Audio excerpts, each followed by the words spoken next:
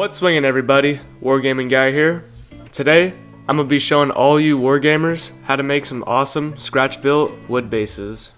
They will look great on characters who are supposed to be inside, like this bartender guy here. This tutorial is good if you want scratchy and blistery looking wood. Definitely not ballroom type wood. Also, real quick, I want to show y'all my upload schedule from here on out. So if you don't want to know all that, just skip to the time on screen. So basically, the first video in the cycle is where I do something new, which would include this video. This might be a basing tutorial, painting terrain, painting random miniatures, making terrain, and everything in between. Just to break up the usual build and paint a box of guys type of thing. Then after that, I'll make a 40K video and then make a fantasy video of either Games Workshop guys or stuff I 3D printed. I might not adhere to this entirely because there might be a cool project I want to do or something, but this should be the usual status quo. So now that that's out of the way, let's check to see if you have all the necessary stuff to make these bases, or if you're going to need to make a run to Michael's.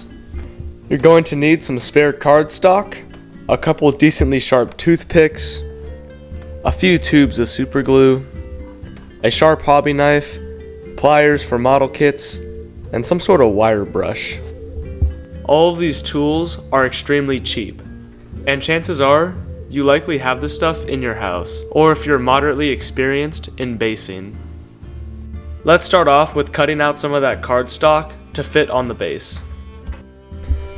A good way I found to fit it well on the base is to super glue the bases onto the cardstock, and then slice some unnecessary parts off with an X-Acto knife, and then further cut it down with those hobby pliers.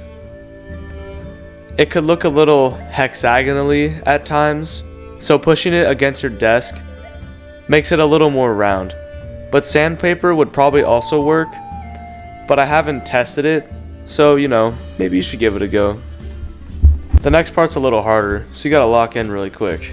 It's carving each wood plank, and the way I like to do this is to carve one down the middle, and then two away from the middle on each side. You can make the planks as fat or skinny as you want, but just try to make them straight and then carve deep into it to make some deep crevices in the wood. To make the nail holes on the ends of the wood, cut 2 gouges on the end of each plank, and then shove a toothpick in there to make it more round.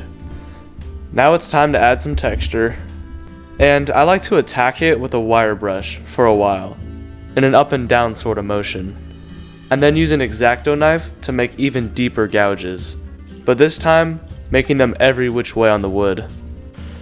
It's basically done, but now you can add anything you want, like a skull, a mop, a corpse, a cup, whatever you want. Prime it black with either an airbrush or a spray, but don't do a zenithal on this one, because we want the shadows to be extreme on this base.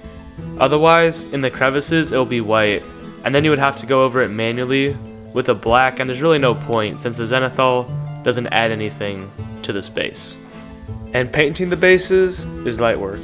All you gotta do is base coat the planks a dark brown and then hit it with a dry brush of tan. This will give it a dusty and scratchy wood look.